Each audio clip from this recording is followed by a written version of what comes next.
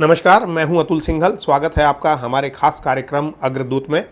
साथियों, इस कार्यक्रम में हम समाज के ऐसे व्यक्तियों से बात करते हैं जिन्होंने अपनी मेहनत, लगन और ईमानदारी के बल पर न केवल समाज में एक मुकाम हासिल किया हो, लेकिन वो समाज को प्रेरणा दिखाने का काम भी करते हों। हमारे आज के इस कार्यक्रम में एक विशिष्ट अतिथि हैं सुधांशु मित्तल जी, जो बीजेपी के वरिष्ठ नेता हैं और बड़े सामाजिक व्यक्ति हैं। सुधांशु मित्तल जी से हम बातचीत का सिलसिला जारी रखें, उससे पहले देखते हैं एक छोटा सा प्रोफाइल। बीजेपी के वरिष्ठ नेता सुधांशु मित्तल किसी परिचय के मोहताज नहीं हैं। सुधांशु मित्तल आजकल भारतीय जनता पार्टी के राष्ट्रीय प्रवक्ता हैं और इससे पहले कई महत्वपूर्ण पदों पर आसीन रह चुके हैं। उन्होंने राजधानी के प्रतिष्ठित Shri Ram college of commerce से स्नातक की डिग्री हासिल की है। साल 1983 में सबसे कम उम्र में दिल्ली विश्वविद्यालय छात्र संघ के अध्यक्ष पद का चुनाव जीतकर सुधांशु मित्तल ने अपनी जुझारू छवि से सबको अवगत कराया और शिक्षा पूरी करने के बाद सक्रिय राजनीति में कूद गए। श्री मित्तल को तत्कालीन प्रधानमंत्री श्री अटल बिहारी वाजपेयी जी के साथ भी नजदीक से कार्य करने का अवसर मिला। आप आजकल भारतीय ओलंपिक संघ के उपाध्यक्ष का दायित्व भी बखूबी निभा रहे हैं। मृदुभाषी एवं मिलनसार व्यक्तित्व के स्वामी मित्तल अग्रवाल समाज में अपनी अलग पहचान रखते हैं। सुधांशु मित्तल को राजनीति का अजात शत्रु कहा जाए तो कोई अतिशयोक्ति नहीं होगी। तो आपने देखा किस तरीके से सुधांशु मित्तल जी ने एक मुकाम हासिल किया है और बीजेपी के वरिष्ठ नेता हैं। सुधांशु जी, सबसे पहले मेरा आपसे सवाल ये है कि आप छात्र राजनीति से बीजेपी की मेन राजनीति में आए और समाज के बहुत सारे कामों से आप जुड़े हैं। जैसे देखा, कहाँ से आपको ये सब प्रेरणा मिली? अतुल जी, मैं छात्र राजनीति में आया हूँ 70 के दशक में जी।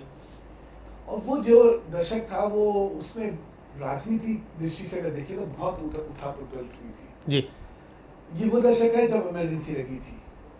ये वो दशक है जब छात्र आंदोलन जो है अपनी चरम सीमा पे था और जयप्रकाश जी ने नारा दिया था हिंदुस्तान में परिवर्तन का।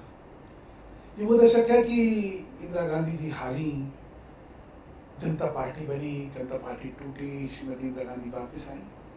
तो एक युवा दृष्टिकोण से एक एंटी एस्टैब्लिशमेंट जो है वो मानस बना हुआ था। युवा शक्ति को लगता था, युवाओं को लगता था कि हम देश का निर्माण करेंगे जी, हम नई व्यवस्था लाएंगे। और वो एंटी कांग्रेसवाद और एंटी गांधीवाद, Gandhi in the context of Shrimati Indira Gandhi, Gandhi Nehru Gandhi परिवार की खिलाफत का एक वो दौर था। तो उस दौर में आदर्शवाद जो था वो परम कहते हैं शिखर पे था और हर युवा को ये लगता था कि उसको देश के निर्माण में कुछ अपना योगदान देना चाहिए। एक बड़ी अच्छी कहावत थी कि a man who was not an idealist before 23 was a fool and a man who was an idealist after 23 was a bigger fool। अच्छा। तो वो शायद उस दौरान वो आदर्शवाद का जो सिलसिला था उसमें राजनीति में आने के लिए प्रेरित करा और वो सफर तब से चलता हुआ आज तक आया है। तो बहुत छोटे उम्र से आप जो है सक्रिय हो गए राजनीति में? हाँ, मैं उस समय कॉलेज के ही ज़माने से, क्या स्कूल के ही ज़माने से सक्रिय हो गया था। और कॉलेज में तृतीय वर्ष में मैं Shri Ram college of commerce में पढ़ रहा था, तभी मैं दिल्ली विश्वविद्यालय छात्र संघ का अध्यक्ष बन गया।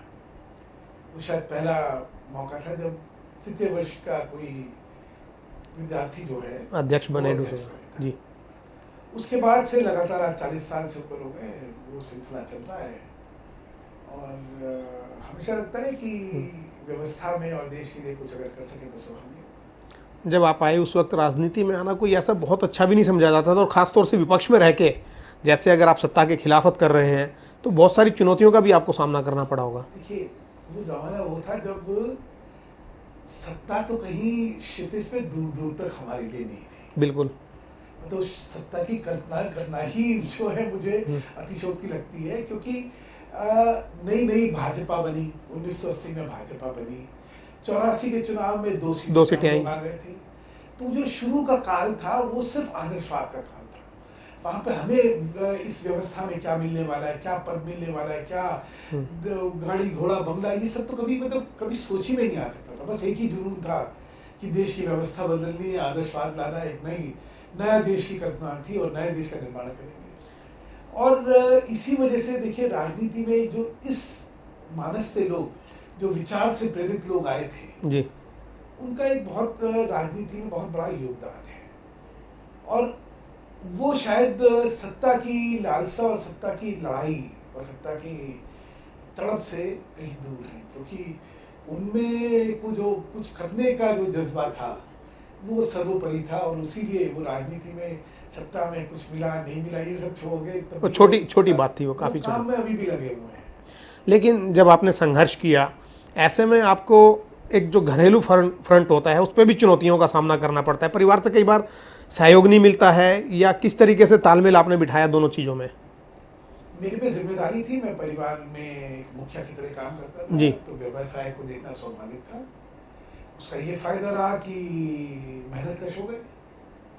दोनों चीज़ें एक साथ करना आसान नहीं होता है, और दोनों चीज़ों को निपुणता से, परिपक्वता से निभाना तो और भी मुश्किल होता है। ज़्यादा समय देना पड़ता है। तो सुबह 6 बजे दिन चालू होता तो रात के 1 बजे तक खत्म होता था। जी। ये सालों साल ये दिनचर्या रही। लेकिन क्योंकि दिल जहाँ था वहीं काम हम कर रहे थे, इसलिए शायद उत्साह भी बड़ा था, आनंद भी बड़ा था, और वो अभी तक चल रहा है। अभी तक चल रहा है। लेकिन क्या आप देखते हैं कि क्या लक्ष्य लेके आप चल रहे हैं जीवन में?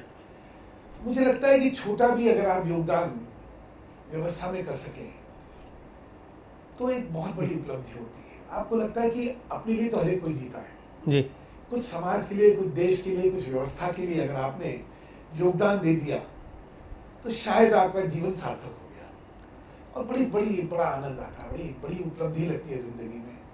देखिए एक समय के बाद जो दौलत है उसका महत्व खत्म हो जाता है जिंदगी में। जी, वो फिर नंबर बन के रह जाती है कि आपकी 0 1 हाँ, फालतू लग गई, एक और लग गई। आपकी ज़रूरतें जो है वो एक सीमित होती हैं। जब ज़रूरतों के लिए आपके पास धनार्जन हो जाता है तो उसके बाद जितना भी धन एकत्रित करते हैं वो सिर्फ 0 होता है, वो बैंक के खातों के लिए होता है या कागजों के लिए होता है, उसका आपकी ज़िंदगी से कोई मतलब नहीं होता। तो शायद भगवान की कृपा बहुत थी कि कभी धन का अभाव नहीं रहा, इसलिए जो आनंद बाकी कुछ अच्छा काम करने में मिला वो अभूतपूर्व है। अच्छा, अभी कुछ मन में ऐसा लगता हो कि ये काम करना बाकी है या ये काम भी होना चाहिए? कभी कभी आदमी को लगता है कि मन में एक काम अधूरा रह गया। देखिए जब सेवा करते हैं ना तो उसका कोई अंत नहीं होता, या अनंत होता है। वैसे ही व्यवस्था में क्या अच्छा हो सकता है इसकी कोई सीमाएं नहीं होती। ये तो एक अनएंडिंग प्रोसेस है। तो बहुत चीज़ें रह जाती है, बहुत आपके प्राथमिकताएं थी जो कि व्यवस्था को ठीक करने के लिए थी, नहीं हो पाई। प्रयत्नशील रहेंगे, अग्रसर रहेंगे। एक पहलू ये भी है कि सुधार की गुंजाइश हमेशा बनी रहती है, सुधार की भी और कुछ करने की भी। कभी भी ये नहीं होता कि हाँ मैंने अपना सारा कुछ कर लिया, अभी मुझे कुछ नहीं करने के लिए बचा हुआ, ऐसा कभी होता ही नहीं है। तो एक मैंने कहा कि एक मानस में अगर आपको जुनून रहेगा, देखिए हमेशा मेरा मानना है नेतृत्व के लिए 2 चीज़ें बहुत महत्वपूर्ण होती जी। हैं। एक होता है आँख में स्वप्न और पेट में आग। पेट में आग। हाँ। जब तक पेट में आग ना हो, आपके हृदय में भूख ना हो, तब तक आप अग्रसर नहीं होते हैं। और अगर स्वप्न ही नहीं होगा तो करेंगे क्या? तो मुझे लगता है जिंदगी में कुछ भी उपलब्धि के लिए दोनों मंत्र जो है बहुत जरूरी है, और राजनीति में भी वही चीज़ है। राजनीति में नेतृत्व अगर आपने देखा हो तो जो नेतृत्व स्वाभाविक नेतृत्व होता है, देखिए परिवारवाद में तो कुछ भी नेतृत्व हो जाता है, लेकिन जो स्वाभाविक नेतृत्व होता है उस नेतृत्व में आँख में स्वप्न होता है और पेट में आग होती है कि जो स्वप्न मैंने देखा है उसको साकार करने के लिए मैं कुछ भी करने को तैयार हूँ। बिल्कुल। तो ये दोनों चीज़ें हैं, अगर इसका आपको आनंद अनुभव हो तो ये तो स्वर्गीय है। आपके चेहरे की जो खुशी है वो कहीं ना कहीं संतोष जता रही है, और आदमी को आत्मसंतोषी होना चाहिए। हमारे जो कार्यकर्ता हैं, अग्रवाल समाज के लोग हैं, जो दर्शक आपको देख रहे हैं, उनको आप क्या संदेश देना चाहेंगे? देखिए अग्रवाल समाज एक बड़ा अनोखा और अद्भुत समाज है जी। ये सामर्थ्यवान समाज है। देखिए जिस समाज में अभाव होता है उसका मानस अलग होता है, जो समृद्ध समाज होता है उसका मानस अलग होता है। मैं 2 चीज़ कहना चाहता हूँ हमेशा अग्रवाल समाज में। एक तो हमें एक आत्मग्लानि का बोध हमेशा करवाया गया, हमारा जो चित्रण लोगों के जहन में करवाया गया वो बड़ा अजीब था। जो आपकी सत्यता से बिल्कुल परे था। पुरानी फिल्मों में कन्हैया लाल होते थे, उनका चरित्र जो है वो वैश्य समाज का चरित्र बना दिया गया। क्या चरित्र? कंजूस मक्खी जूस। और दूसरा बही खाते में वो गड़बड़ करता था, गोलमाल करना। ठीक। अब आप इन दोनों चीजों को अपने समाज पे की सत्यता से तुलना करिए। ये समाज वो है जो कि जितना भी सेवा का कार्य है, दान पुण्य का कार्य है, लोगों की भलाई का कार्य है, उसके लिए पैसा कौन देता है?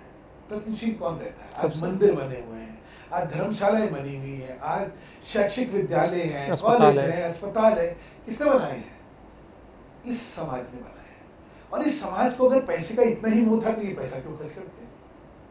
बिल्कुल ठीक बात ये है। तो ये जो है ये तो कहीं गलत चित्रण है, चित्रण किया है। स्टीरियोटाइप जो है ये षड्यंत्र के वजह से था। दूसरा ये, अगर ये समाज में बेईमानी इसका चरित्र था समाज का, तो आज भी जवान पे करोड़ों रुपए का धंधा ही होता है। हम में से कितने लेखापढ़ी करके धंधा करते हैं? हमारा धंधा तो हमारी बात पे चलता है। सबसे ज्यादा साख अग्रवाल समाज की है। क्यों है? क्योंकि हमारी समाज के चरित्र में इसका महत्व है। हमें ये दोनों चीजें कभी भूलनी नहीं चाहिए और कभी आत्मग्लानि का बोध में रखें। बहुत अच्छे। और ये जो हमारे मूल्य, मुख्य मूल्य हैं, इनसे हम कभी समझौता ना करें। जब एक व्यक्ति, वो एक गंदी मछली जो है सारे तालाब को दूषित कर देती है, हर व्यक्ति का ये उत्तरदायित्व है कि जो हमारी साख है, हमारी प्रतिष्ठा है, हमारी ईमानदारी की, उस पर आंच नहीं आनी चाहिए। और जो दिल से हम लोग जो है सेवा करते हैं, धर्मार्थ करते हैं, वो करते रहें। ये जो चित्रण हुआ था हमारे समाज के बारे में, इसके बोझ के तले आत्मग्लानि में हम लोग कभी ना फंसे। अपना गौरवशील इतिहास आए, अपने पे आत्मगौरव होना चाहिए हमें। हम समाज में एक उदाहरण है दोनों चीज़ों का, कि समाज के प्रति अपने उत्तरदायित्व को हम कैसे निर्वाह करते हैं, उसका भी और ईमानदारी का भी। और मुझे लगता है ये समाज जो है आज किसी भी और समाज की तुलना में इससे ज़्यादा प्रशंसनीय समाज कोई और नहीं है। बहुत अच्छी बातें आपने कही। और जब आपने इतनी सारी बातें कही तो एक आखिरी और छोटा सा सवाल मेरे मन में आया। चूँकि आप राजनेता हैं, राजनीति से जुड़े हैं, और हमेशा ये बात उठती है कि अग्रवाल समाज को जो प्रतिनिधित्व मिलना चाहिए राजनीति में, किसी भी पार्टी में, उस तरीके से नहीं मिला है। उसका कारण क्या? हम लोग क्योंकि व्यवसायी हैं और धन से जुड़े रहते हैं, तो हर व्यवस्था में कोषाध्यक्ष का जो पद है वो हमारे लिए जो है सुरक्षित हो जाता है। पैसा इकट्ठा करिए और हम लोग उस झांसे में आ जाते हैं। अच्छा, तो हर व्यक्ति, आप किसी भी उसमें देखिए कोषाध्यक्ष कौन होगा, आपको अग्रवाल समाज का मिल जाएगा। तो जैसे ही कोषाध्यक्ष बने वैसे आपका प्रतिनिधित्व हो गया। तो जब आपका प्रतिनिधित्व हो गया तो फिर आपको जगह कहाँ से मिलेगी? तो मेरा तो समाज से एक आग्रह रहेगा, सब कुछ बन जाना, कोषाध्यक्ष नहीं बनना। तभी तुम्हें तुम्हारा हक राजनीतिक व्यवस्था में या किसी भी व्यवस्था में जिसमें सत्ता या जिसमें अधिकार क्षेत्र आते हैं, तभी हक मिलेगा जब तुम कोष का मुंह छोड़ के अध्यक्ष और महामंत्री कुर्सी तभी मिलेगी आपको, जब कोषाध्यक्ष छोड़ोगे। बहुत बहुत धन्यवाद आपसे बात करने के लिए। सुधांशु मित्तल जी जो एक मंझे हुए राजनेता हैं और अग्रवाल समाज के लिए काफ़ी उन्होंने काम भी किया है। एक नाम है अग्रवाल समाज में सुधांशु मित्तल का। बहुत सारी बातें उन्होंने बताई, कुछ हल्के फुल्के अंदाज में, और हमें उम्मीद है कि आपने उन बातों को सुना भी होगा, उनको आप मनन भी करेंगे, चिंतन करेंगे, उनको अमल में लाएंगे। कार्यक्रम अग्रदूत में आज इतना ही। अगले कार्यक्रम में आपसे फिर होगी भेंट। तब तक के लिए दीजिएगा इजाज़त। नमस्कार।